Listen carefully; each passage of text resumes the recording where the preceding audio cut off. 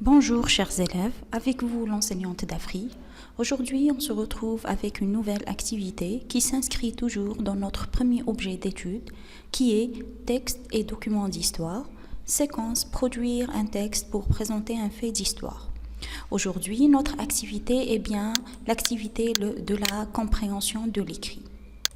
À la fin de cette activité, vous serez capable de identifier la notion de l'objectivité, repérer les informations concernant un événement historique, à savoir le temps et le lieu, identifier et comprendre le procédé de la nominalisation et identifier le temps verbal utilisé et donner sa valeur.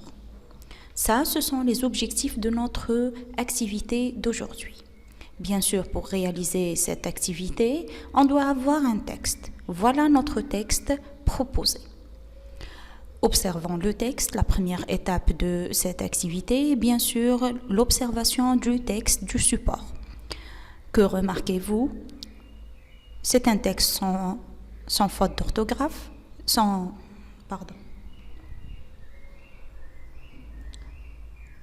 C'est un texte sans titre, présenté en plusieurs paragraphes, et nous avons une référence, les noms des auteurs, le titre de la source et l'année de publication.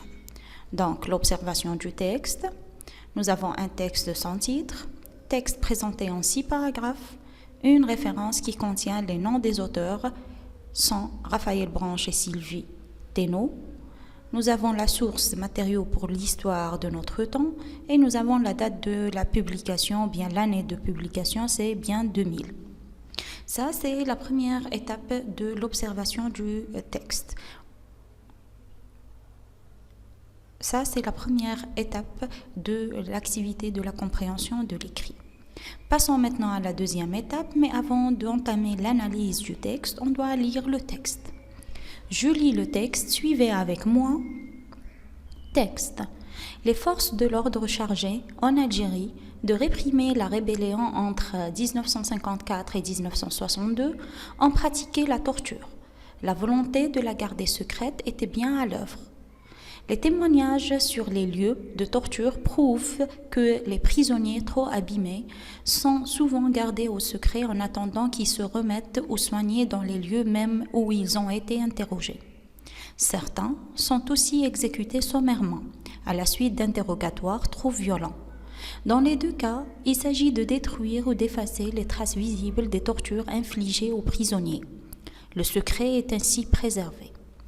On pourrait penser que les Algériens ont la possibilité de parler et de raconter les sévices, que ceci ait ou non laissé des traces, mais dans un contexte et sur un sujet où la parole d'un Algérien n'a pas de poids, c'est bien la trace matérielle qui seule peut faire foi.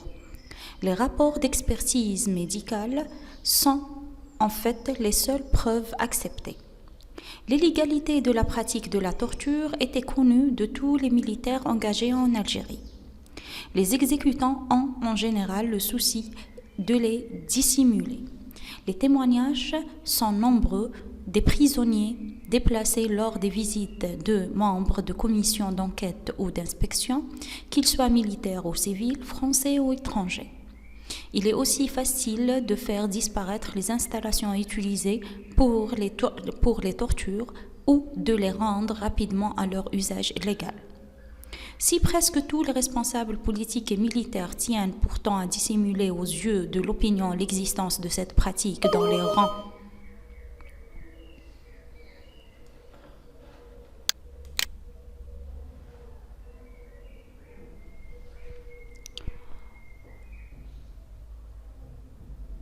Si presque tous les responsables politiques et militaires tiennent pourtant à dissimuler aux yeux de l'opinion l'existence de cette pratique dans les rangs des forces de l'ordre, s'ils tentent de maintenir le secret sur la torture, c'était qu'ils dissimulent aussi ainsi leur impuissance à en contrôler l'interdiction.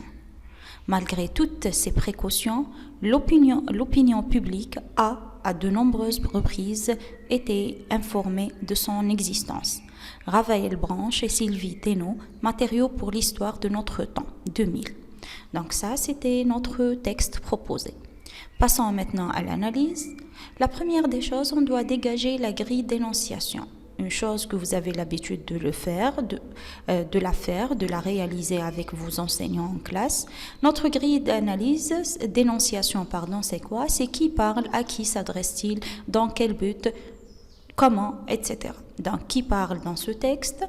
Donc, c'est bien les auteurs, qui sont Sylvie Thénault et Raphaël Branche. Ce sont deux auteurs. À qui s'adresse-t-elle? Elle s'adresse à nous, les lecteurs. De quoi nous parle-t-elle? Elle nous parle de la torture pratiquée par les Français en Algérie entre 1954 et 1962. Ça veut dire durant la guerre de libération. Comment nous parle-t-elle? Elle nous parle à travers un texte d'histoire. Dans quel but? Quel est le but ou bien quelle est la visée communicative? C'est nous informer.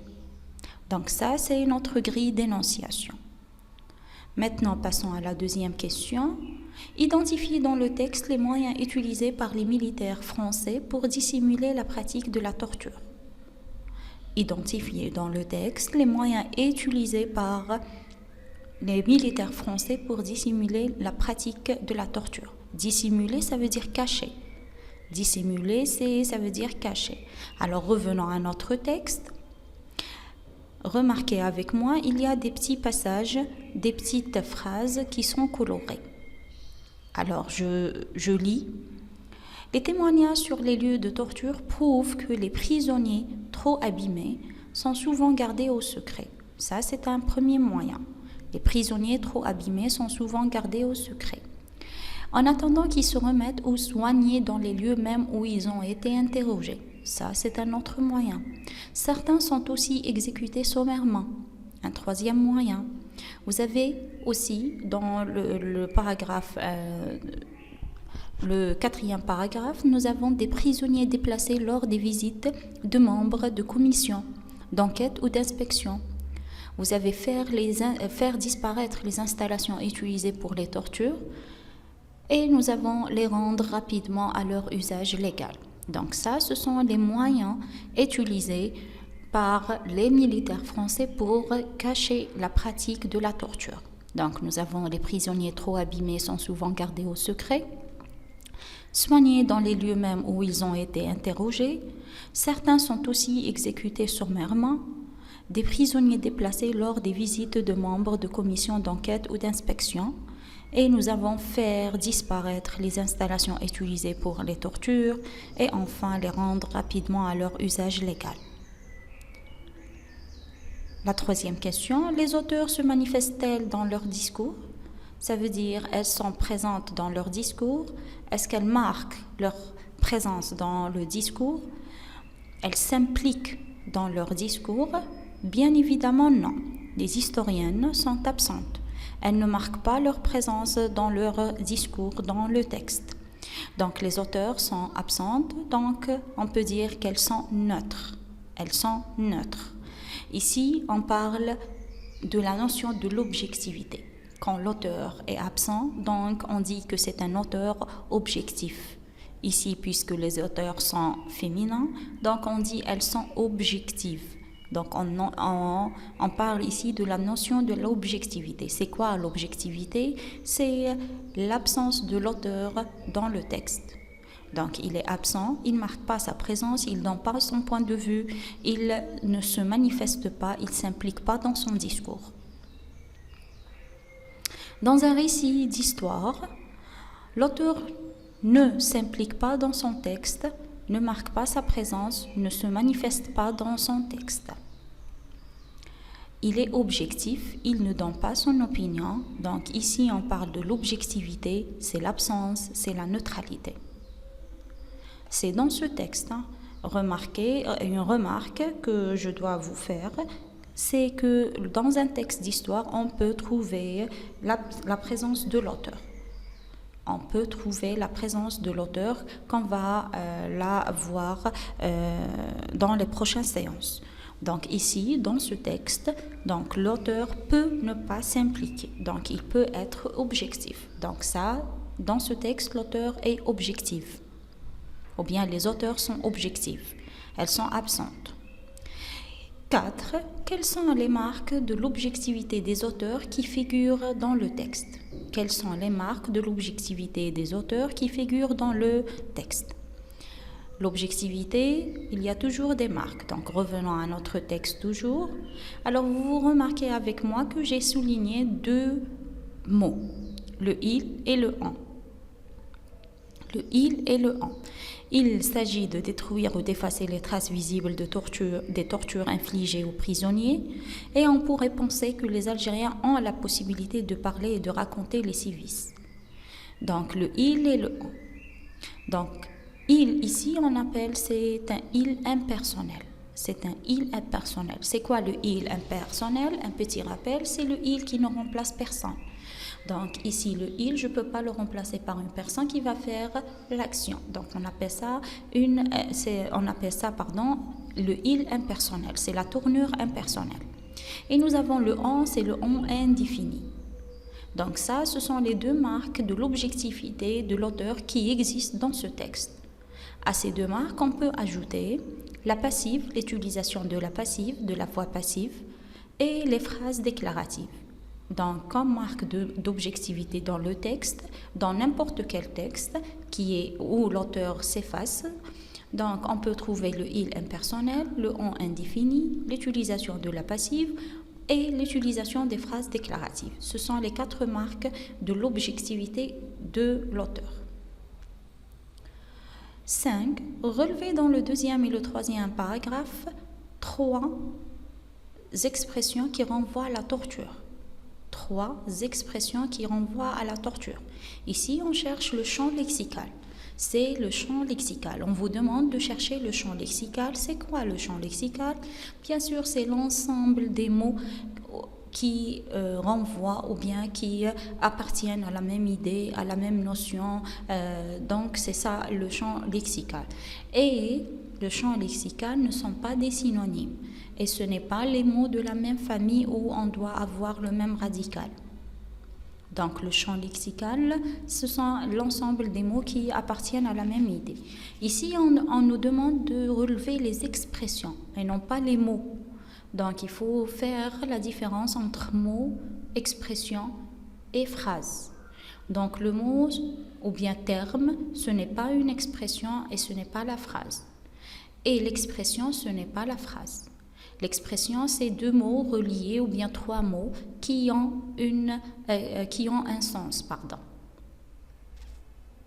Donc, il faut faire la différence entre mots ou bien termes, expression et phrase.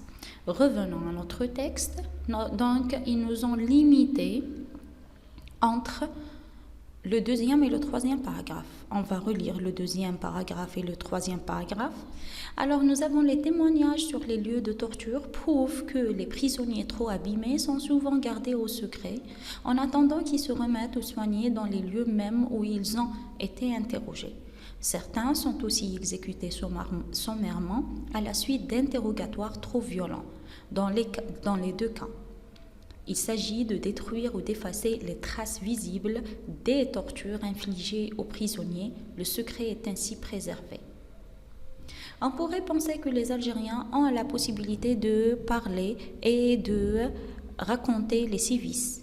Ceci est ou non laisser des traces, mais dans un contexte et sur un sujet où la parole d'un Algérien n'a pas de poids, c'est bien la trace matérielle qui seule peut faire foi. Les rapports d'expertise médicale sont en fait les seules preuves acceptées.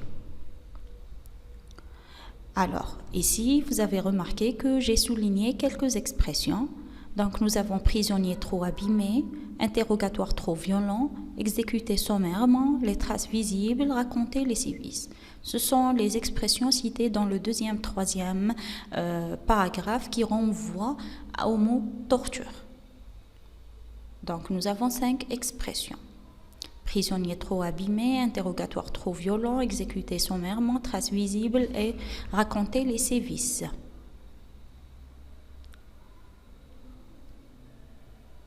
6.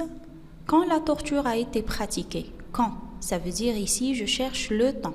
Je cherche le temps. Quand la torture a été pratiquée. Donc, revenons toujours à notre texte. Nous avons deux dates, 2 années entre 1954 et 1962. Donc ici, quand la torture a été pratiquée entre 1954 et 1962.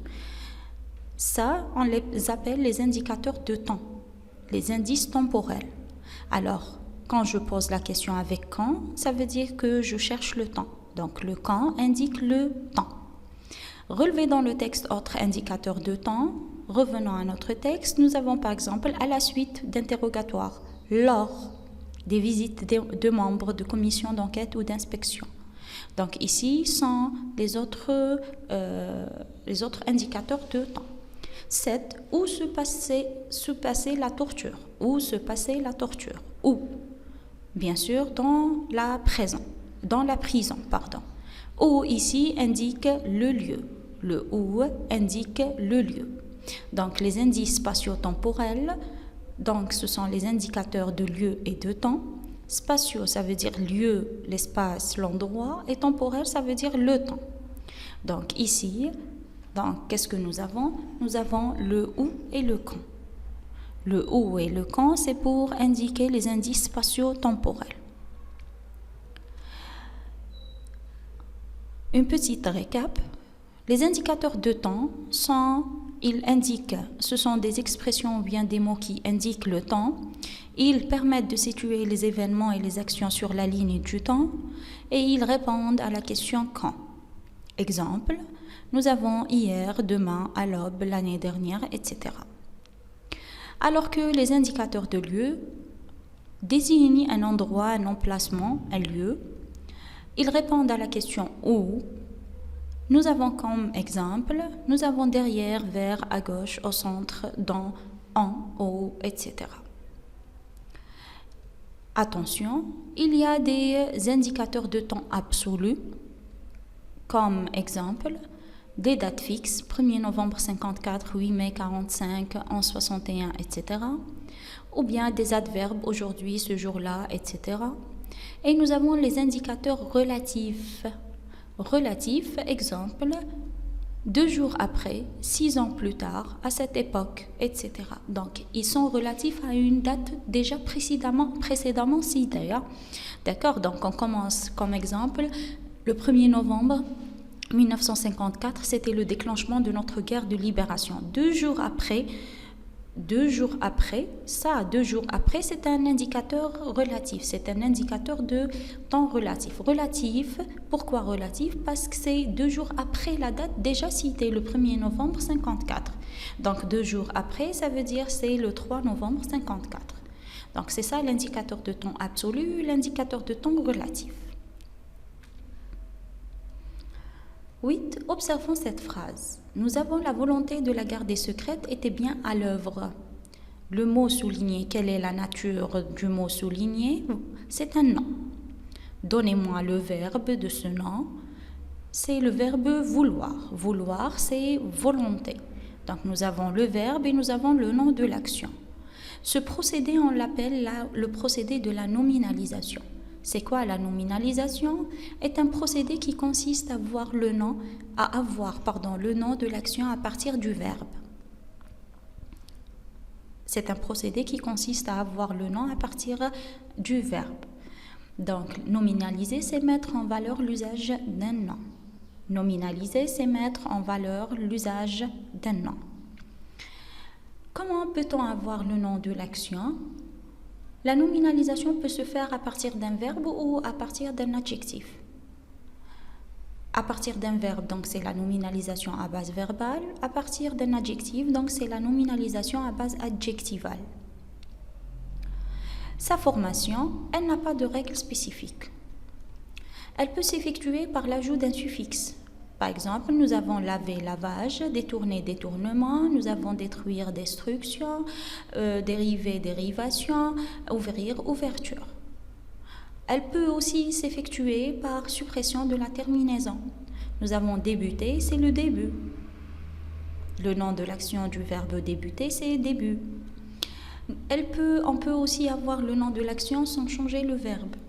Comme exemple, sourire, c'est le sourire. Le verbe sourire, c'est le nom de l'action, c'est le sourire. D, la nominalisation peut s'effectuer par l'ajout d'un suffixe à l'adjectif. Donc la nominalisation peut s'effectuer par l'ajout d'un suffixe à l'adjectif. Nous avons comme exemple bon, la bonté, pâle, la pâleur, franc, la franchise, violent, la violence. Donc il y en a d'autres beaucoup. Donc ici, qu'est-ce que nous avons fait? Nous avons rajouté ou bien nous avons ajouté un suffixe à l'adjectif pour avoir le nom de l'action. Donc la nominalisation s'effectue à base verbale ou à base adjectivale. Attention, la nominalisation peut s'effectuer à base du sens aussi. Par exemple, nous avons la phrase « Il fait beau aujourd'hui ». Si je veux nominaliser cette phrase, qu'est-ce que j'aurai? J'aurai beau temps. Donc ça, ici, nous avons effectué la nominalisation à base du sens de la phrase. 9. Quel est le temps dominant dans le texte et quelle est sa valeur? Revenons au texte. Voyez avec moi et observez avec moi. Nous avons prouve, se remettre, peut, sans, on, est, dissimule, etc. Donc ces verbes sont conjugués au présent de l'indicatif. C'est le présent de l'indicatif. Sa valeur, c'est un présent historique ou bien c'est le présent de narration. Donc c'est un présent historique ou bien le présent de narration. Donc c'est ça sa valeur. Pourquoi, selon vous, nous avons utilisé le présent historique alors que nous parlons dans le texte des événements qui dataient du passé? La torture est pratiquée en Algérie entre 1954 et 1962. Ça date de 1954. Pourquoi nous avons utilisé le présent selon vous? Tout simplement, c'est pour revivre et réactualiser les événements.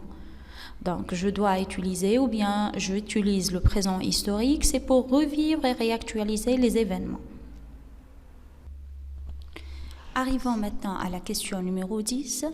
Quelle est la visée communicative de ce texte? Quelle est la visée communicative de ce texte? Alors, à travers ce texte, l'auteur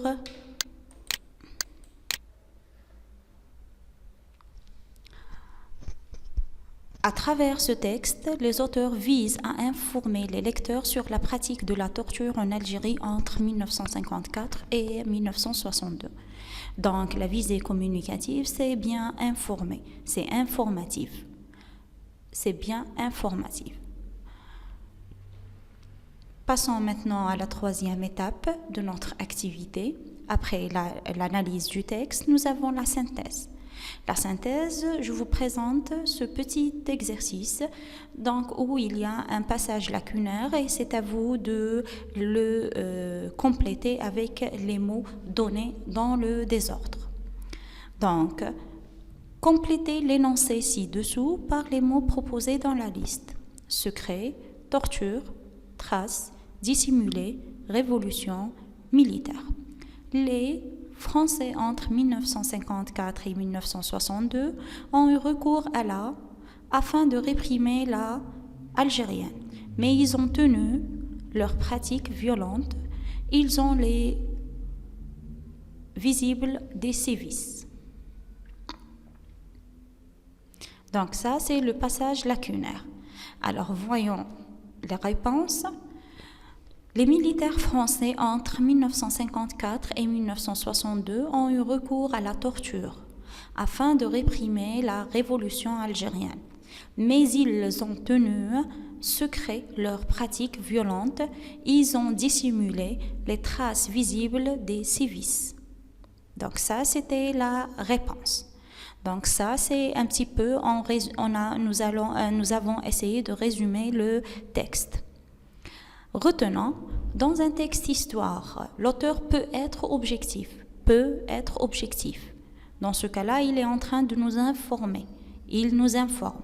Objectif, je répète, c'est l'absence de l'auteur, donc il est absent.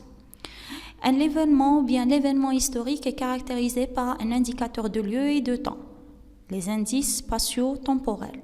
Un indicateur de lieu et de temps. Ça veut dire un indice spatio-temporel. Les indices spatio-temporels. Donc, où et quand. Vous avez aussi l'utilisation du procédé de la nominalisation. Avoir le nom de l'action à partir du verbe ou bien de l'adjectif, c'est la nominalisation verbale ou bien la nominalisation adjectivale. Et nous avons vu aussi ensemble qu'il y a aussi dans un texte d'histoire l'utilisation du présent de l'indicatif qui a pour valeur le présent historique ou bien le présent de narration. Pourquoi? C'est pour revivre et réactualiser les actions et les événements. Donc ça, ce sont les caractéristiques et ça, ce sont les points essentiels que nous avons abordés à travers notre activité d'aujourd'hui. J'espère que vous avez bien compris. Merci pour votre attention. On se verra dans les prochaines séances. Au revoir.